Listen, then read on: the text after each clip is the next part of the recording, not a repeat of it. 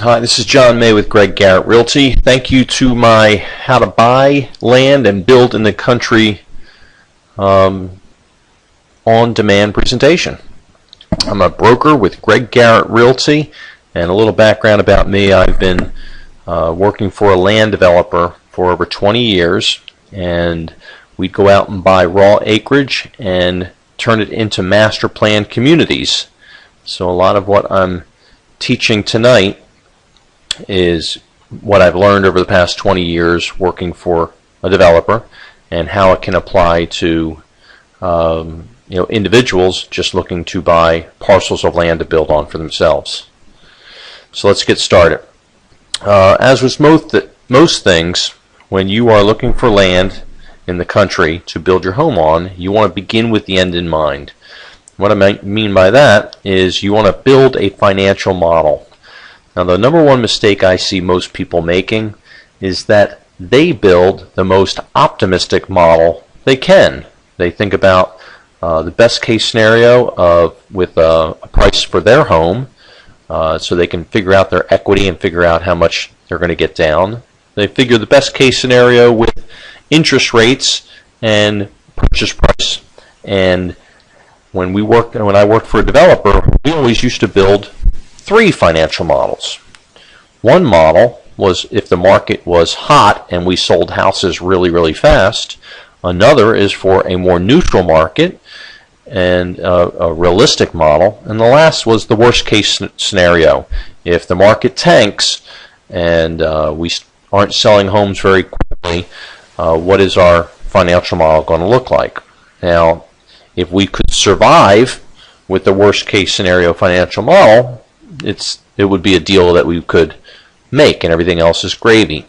So the first thing you want to think about is, if you have a home to sell, you want to get a realistic value for your home to figure your equity position. Now, most people might use their tax assessment, or others might use what their neighbor up the street is asking for their home.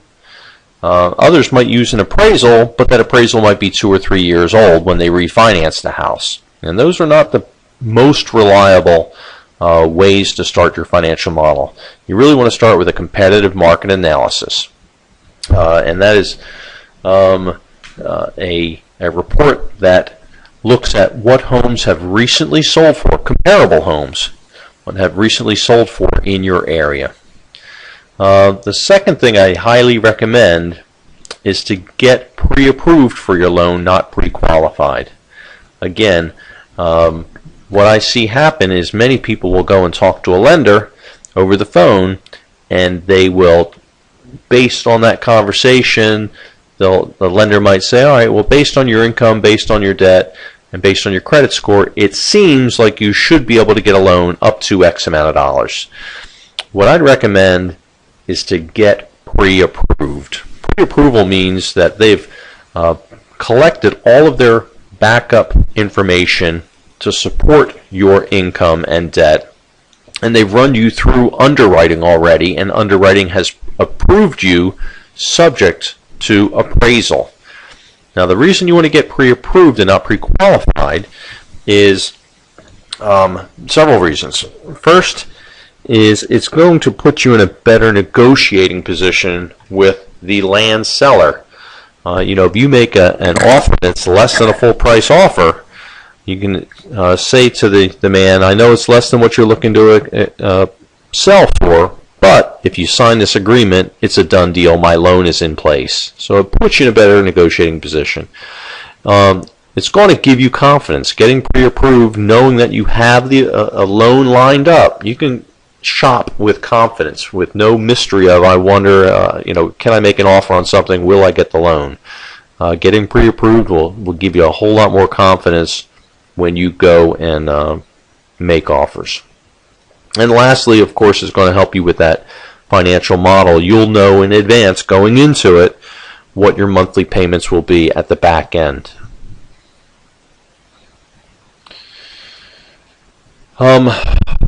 There's a couple of different ways to finance buying land and building a home.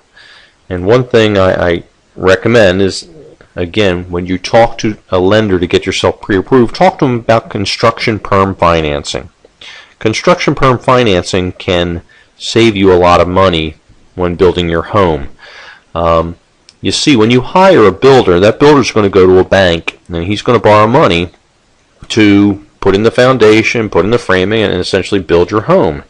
And as he borrows money to buy materials and pay labor, he's going to have an interest-only payment to that bank until the home is built and you finally close on it. The interest-only payment he's making to the bank, he marks up the house to cover that. Construction perm financing, that is where you go to the bank and get the construction money, and as the builder needs the money to buy more materials and pay for the labor, you give it to him, and you are making that interest-only payment to the bank. The benefit to you doing that is that the builder can sell the house to you for less money because he doesn't have to mark it up in the carrying cost. And the second benefit is those interest-only payments are a tax deduction. So while you are making a house payment while that house is under construction, it's an interest-only payment, and at the end of the year, if you're in the 28% tax bracket, which most people are in, at the end of the year, you'll get back an additional $280 per $1,000 worth of interest that you've paid. Another thing you can talk to your lender about is a home equity line of credit, or what's called a HELOC. You know, if you have a home to sell, some people might want to just use an equity line to buy the land for their next house, so they can stay put in their current home, and the builder can then build their house, and then they can sell or rent their other home at another point in time. So if that works out better for you, it's certainly something you want to have a conversation about with your lender. Step number 2 is you want to do your due diligence. When I was working for a developer, we were looking at a piece of land out in Louisa County. It was hundreds and hundreds of acres, and we were thinking about doing Louisa is between Richmond and Charlottesville. It was a beautiful piece of land. A lot of trees, nice rolling topography. But as we were doing our due diligence, we dug a test well to see how much water pressure we could get, and if there's enough water to support houses there. And the test well came back negative, essentially. There was not enough water, not enough water pressure to support a housing neighborhood there. So as with any land, if there's no water, there's no house. So you want to do your due diligence hopefully in advance of making your offer, but if it's not in advance of making your offer, you absolutely want to make sure that you put in your contract or in your offer to purchase a 60-day due diligence period or study period to allow you to make sure there's water on the property, to figure out how deep you've got to go to dig a well, because the well driller is going to charge you by the foot, and you want to make sure that it's within your budget. You're also going to want to figure out how far away are the utilities. You know, if you buy a 10-acre piece of land, and the shape of that land happens to be narrow and deep, and you're going to put your house towards the back to maximize your privacy, well, guess what? That is a long way to bring an electric line all the way down to the back of that property, and also a driveway for that matter, if you've got to clear land or just drop gravel. So again, you want to work with your builder as you are looking for land, and they can give you some insights on some costs of some of these things. Perk tests. For those that don't know, if you're building in the country, often there is no sewage line, so you need to make sure that your piece of property perks. Perks means that water goes through the ground easily or absorbs into the ground easily. If the piece of land has a lot of clay, it does not perk very easily, and you might need an alternate septic system. There's nothing wrong with alternate septic systems, except they're a little bit more expensive. You also need to make sure that the perk site is at least 100 feet away from the well site. You don't want water seeping back into the ground from your sewage into your water source. So you need to make sure that the perk site's at least 100 feet away from your well, and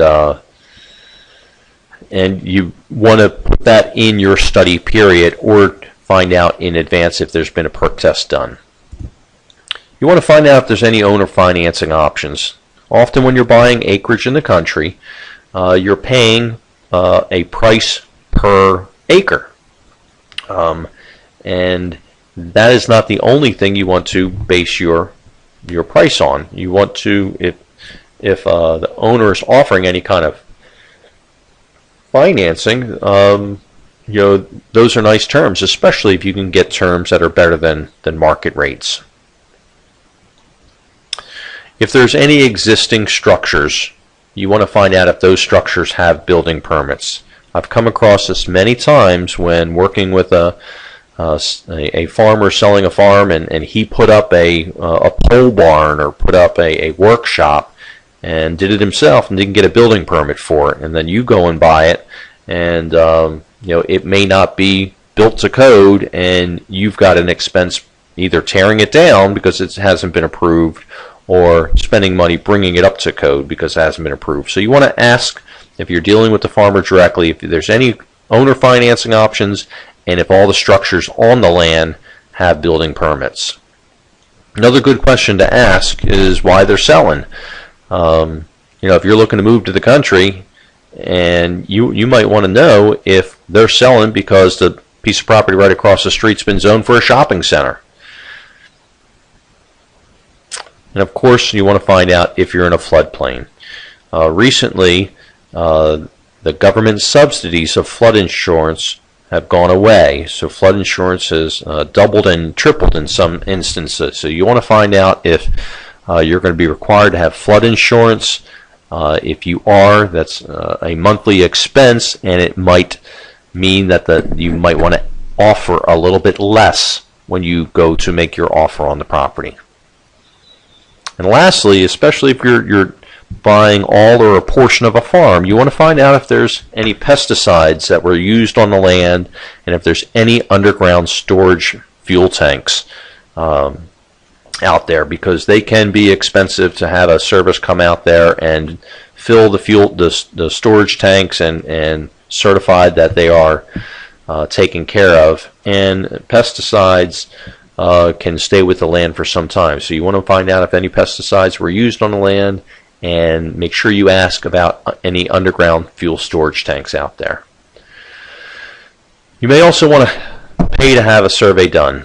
Again, if you are buying 10 or 15 acres and you're paying a price per acre, investing $300 or $350 to have a survey done to verify that you're actually getting 15 acres. Often a farmer will say, oh yeah, it's about 15 acres, and then you agree to a price and you have it surveyed, and you find out that it's actually only 13 acres.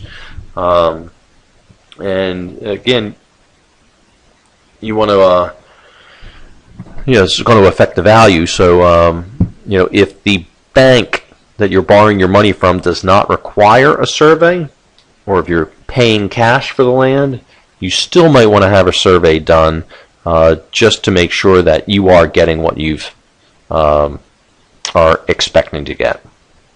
Title insurance. If you're going to a bank to borrow money, the bank's going to require you to get title insurance, but that is only going to protect the bank's interest. It's not going to protect your interest, so you might want to consider getting an owner's title insurance binder as well. Now, one thing you can do is, before you close on the property, for about $70 or so, $75, the title insurance company will do a preliminary search of the title and give you an audit, and when you buy that title insurance, they will credit you that $70 or $75 against the cost of the title insurance. So that's money well spent to make sure there are no clouds on the title, and that when time that there's no tax liens and whatnot, because that's some of the things they investigate. Next thing you want to make sure you do is look at the land. And as obvious as this sounds, some people don't do that. They might look at a Google Earth map of it and say, all right, the location's okay, but you really need to get out there and do the feely-touchy and walk off the land. You want to go more than once. If you go on a bright sunny day and that's the only time you visit it, you're not getting the complete picture. So you want to go out there during the rain. You want to find out if there's any low spots where the water is standing for a little while. You may even want to ask if you can camp on the land and spend a night on the land. You might want to see during the day, you might not know that there are railroad tracks within hearing distance, but you go out there at night and all of a sudden a train rolls by, that will certainly give you a heads up. You want to look at the creeks. You want to see if you can tell how high they're going to get during a rain. You're going to want to look and see if there's any easements on the property, access easements for adjacent parcels or utility easements. And again, spend some time out there. What you want to make notes of is traffic and noise. Are there any odors? Sometimes just beyond those trees might be a pig farm, and if the wind changes directions, that's what you're going to be smelling if you live out there. So go multiple times during multiple times of day and types of weather to make sure that you're doing all your due diligence. And one trick I've learned as a real estate investor is to meet the neighbors. Go knock on the neighbors' doors. The neighbors will tell you all kinds of stuff you never would have dreamed of asking. So knock on neighbors' doors, tell them you have an interest in buying this piece of property next door or across the street or up the road, and say, so what do you think of the area? What can you tell me about the property? And most people are very nice, and they will spill their guts. They'll tell you the goods, the bads, and the uglies, and give you a realistic expectation of the area. Also, you can always pick a home, but you never. The neighbors are kind of a crapshoot. Well, this way you're kind of meeting the neighbors in advance to see if you like them and see if that's going to be somebody you're going to want to be living next to. All right, so let's go ahead and take some questions. Got a question here from Rebecca of Surrey County. She asks, how do I get a CMA? Rebecca, that's real easy. You can just contact me. You can either reach me on my phone number, which I think I have on a future slide, or send me an email at jmay@ggrva.com. I'll gladly do a complimentary market analysis of your home. I can email it to you, and if you give me your payoff information, I can even work up a net sheet for you to give you an idea what kind of cash you can do. You can expect to walk away with. Now, the CMA, without coming out and actually doing a feely-touchy on your home, is going to be a range. Now, when you go to buy a used car, often you'll punch the criteria into Kelley Blue Book, and that Kelley Blue Book is going to give you a price range of what the value of that car is based on the condition. And I think it goes excellent, good, fair, poor, or something like that. So a CMA that is sight unseen is going to give you a range, but if you want a more accurate number, somebody needs to come out to your house, do the feely-touchy, see the condition of the home, and they can more narrow that number down. Let's see. Richard of Gloucester is asking, how do I know what price to pay per acre? Consumers have access to easy access to land that is on the market, what people are currently asking, but that's not always the best way to find out what the current value of a piece of land is, because people can ask anything they darn well please for their property. It's more difficult to get the statistics on what things are actually selling for, and a real estate agent can do that for you. We have access to databases that can easily tell us what things are selling for. Richard, land in Gloucester, it varies. How close to the York River are you? How far out are you? And it's certainly going to be different than Surrey or Isle of Wight or Suffolk. And what we need to do is find comparable sizes with comparable attributes. You know, I've looked at some land and it's been timbered. Well, obviously that is going to affect the value. So we got to try to find recent sold properties that's similar to what you're looking at buying. And again, it's harder for consumers to do it. You guys, by looking at some databases and some website search engines, can find what people are asking for, but what it's selling for is more difficult. Once again, you can contact me. I can pull some comparables. You tell me what you're looking at, and I can send you out what has recently closed in that area and come up with a price per acre. So it's not a it's not a, hey, things are selling at $3,000 an acre. It just like houses is going to vary. All right, get the tax ID number. You can go into the county tax records and pull up the tax ID for any address. And with that tax ID number, you can figure out what the taxes, obviously, are going to be paying. It'll confirm the zoning. If there's a well on there, often that information is going to be in the tax records. When was the well dug and how deep is it? And also, it's a great opportunity while you're on the county website to look in the planning and zoning sections to find out if there's going to be any development. You know, again, if you're moving to the country for privacy, and you found a piece of land, it'd be good to know if they're going to build that huge mall right across the street. So you want to do your due diligence. When submitting an offer, I touched on base on this before. You don't want to make your offer before you do your due diligence, but if you're going to make your offer before you do it, add a 60-day study period. I might even recommend you say, hey, I want a 60-day study period, but you want the right to extend that study period an additional 60 days at your request. If you are not being represented by a real estate agent or an attorney that's hand-holding you through this process, and you're dealing directly with a farmer who's doing for sale by owner,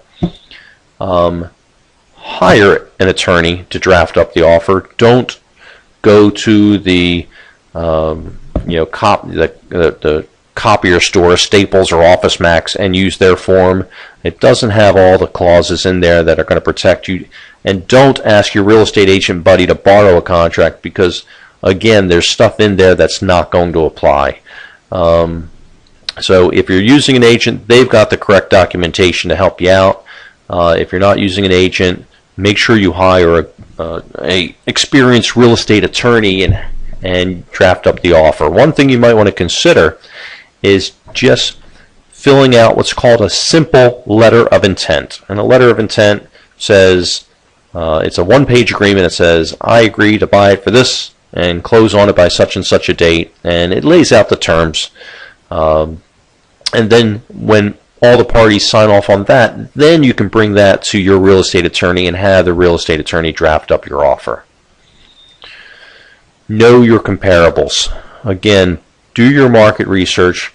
Make sure that you're not overpaying for the property, especially if you're paying cash, because if you're paying cash, a lender might not require an appraisal and might not require a survey. So those things you're going to want to do on your own, and you're going to want to do some research to make sure you're not overpaying for a piece of land. Again, if you're paying cash, make sure in your contract you write, this is subject to the land appraising for my purchase price.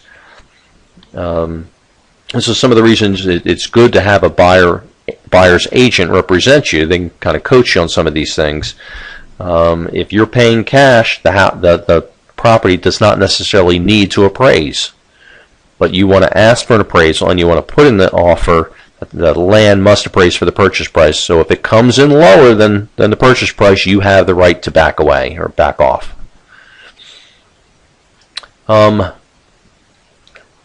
If you are buying land for the purpose of putting your home on there, a general rule of thumb is you want to shoot for the land cost being 25 to 30% of your total budget. Now that's going to go out the window if you're buying waterfront property. You know, waterfront property sometimes is 50% of your budget, but for the most part, your property should be 25 to 30% of your total house and land budget combined. When you're negotiating, you want to use the location to your advantage. If the property seems far out in the boonies, you want to say, well, gosh, I don't want to offer you full price because it's just so darn far away. If it's close in, you want to say, gosh, I don't want to offer you full price because I'd really like to be further out. So whether it's close in or far out, use that to your negotiating advantage. And another idea is to submit your offer in the off season. Land is out of season. It goes very slow January through March. And if you think about it, the leaves are off the trees, it's rainy, it's a little more gloomy, it doesn't look as pretty. It's kind of the off season for land. So if you can time your offer for that January to March season, that is when people are going to be a little bit more open-minded to get their land sold.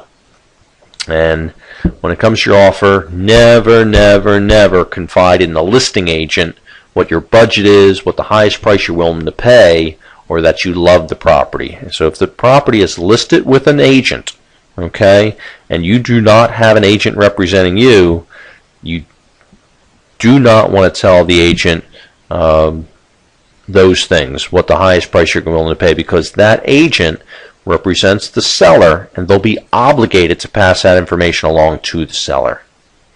So it's best to have an agent representing your best interests that can coach you on some of the stuff. So after the contract is, or before the contract is fully ratified, you want to have your attorney review it with you to make sure you understand all the ins and outs.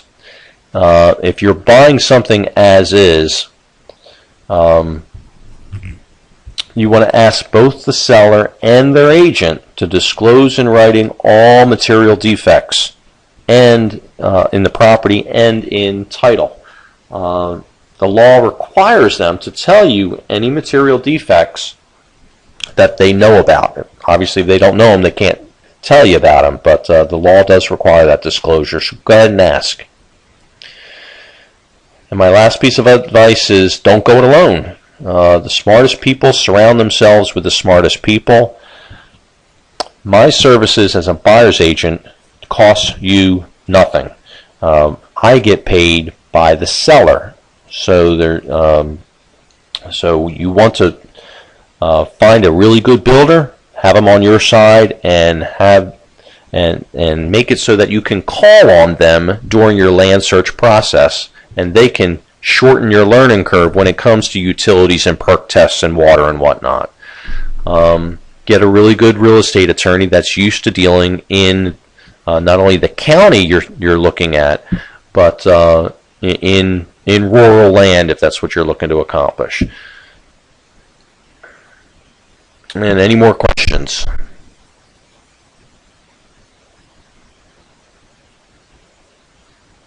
All right. And here's my contact information. Again, my name's Jon May. I am a licensed broker, and that is my office number, 757-645-2210. If you have questions, you can give me a call. There's my email address, jmay@ggrva.com, and I will gladly answer them for you. So thank you for joining me, and best of luck with your land and home search.